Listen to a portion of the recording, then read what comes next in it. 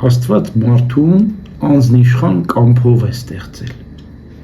Ինչ է նշանակում անձնիշխան կամք։ Անձնիշխան կամքը ղեկն է մարդու ձեռքին։ Ղեկավարը միտքն է,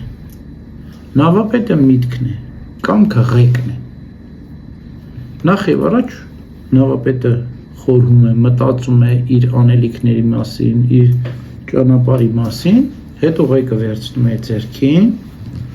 ու սկսում է նավը վարել։ Ճիշտ այդպես էլ մարդը նախ եւ առաջ մտքով մտածում է, խորհրդածում է իր անելիքների մասին եւ կամքը գործադրում է։ Գիտես, մարդը կարող է մտածի նավապետը, բայց այդ քաջությունը կամ այդ վճռականությունը, այդ իմաստությունը, փորձառությունը չունենա, որ նավ վարի, վախենա, ինչքան էլ մտածում է, ինչքան էլ հաշվարկում է, որ ճիշտ անի, չխորտակվի նավը, բայց փորձառություն չունի,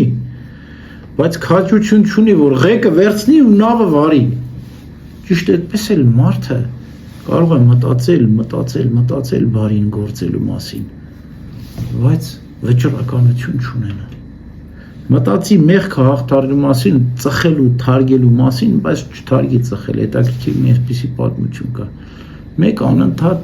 որոշում էր, որ դի թարգի, որոշում էր, բայց չէր կարողանում ծխելը թարգել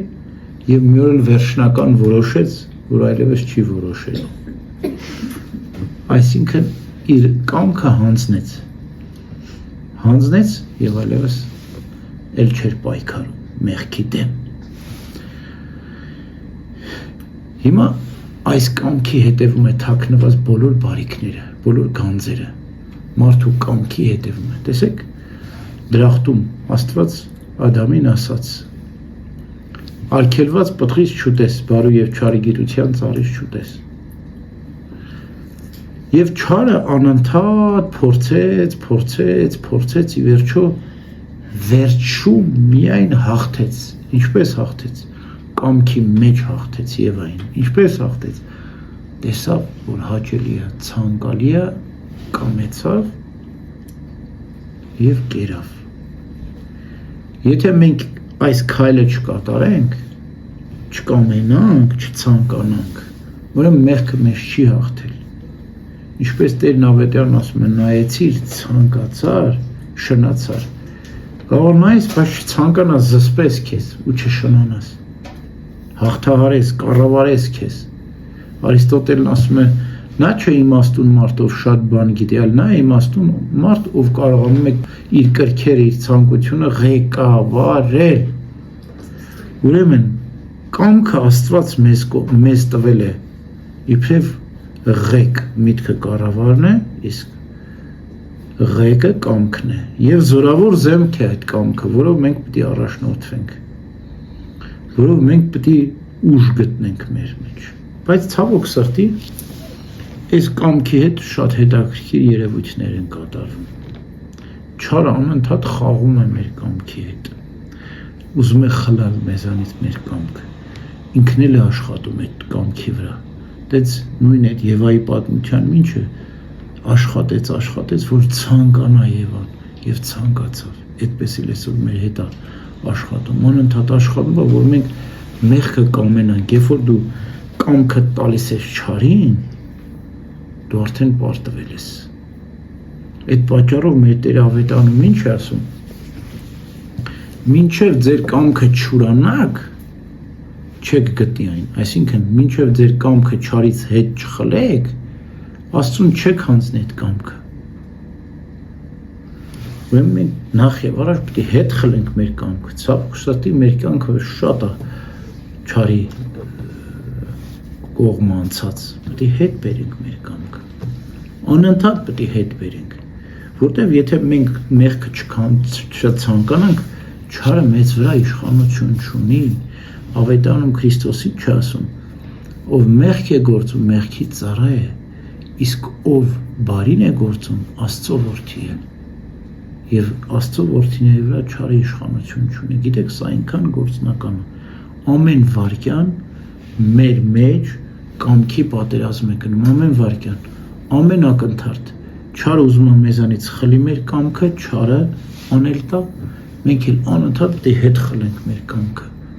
Ինչպես ենք հետ խլում։ Կամքից հրաժարվելով։ Քո ցանկությունը կատարելով, հրաժարվելով,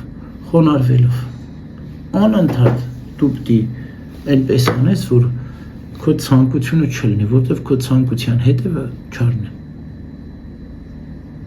Հատկապես հիմնականում մեր ցանկությունները մարմնավոր են, նյութական են, աշխարհային, մեղավոր են, հա? Եվ այսպես վարվելով դու քո կամքը, ցանկությունը հետ կխլես չարից, մինչև քո կամքն ու ցանկությունը դու չարից հետ չխլես, բարի քո կամքը, աստվածային կամքը, չես գտնելու, չես տեսնելու, չես հասկանալու, թե Աստված որն է քեզ համար նախատեսել, դու ինչ պետք է անես քո կյանքում, ինչ մասնագիտություն պետք է ձեռք բերես, ինչպես պետք է մտածես, ինչպես պետք է գործես, որն է քո ուղին,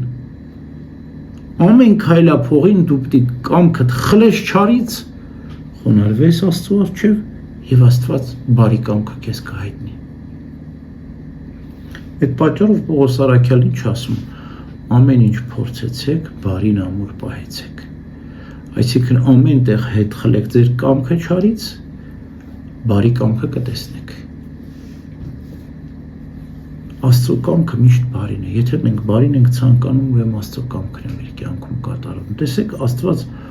ամենաբարին է եւ ամենակարողն է։ Տեսեք, սկզբում ամենաբարին է, հետո ամենակարողն է։ Աստծո կարողությունը Աստծո կամեցողությամբ է թելադրվում։ Այսինքն Աստված բարին է կամենում եւ կարող է այդ բարին գործել։ Եվ եթե Աստված ամենաբարին է եւ ամենակարողն է, եւ եթե մենք ուզում ենք մեր կյանքում բարին լինի, ուրեմն պետք է մենք միավորվենք ամենաբարի եւ ամենակարող Աստծո կամքի հետ։ Որտեղ Աստված ինչ ուզում է, այն էլ լինում է։ Եվ եթե մենք ուզենք ինչ որ Աստված է ուզում, դուրս կգա, որ մենք ինչ ուզենք, այն էլ կլինի, չէ՞։ Ուրեմն մենք եթե միավորվենք Աստծո կամքի հետ, մեր կամքն էլ Աստծո կամքի նման կլինի, ամենաբարի եւ ամենակարող։ Ամեն։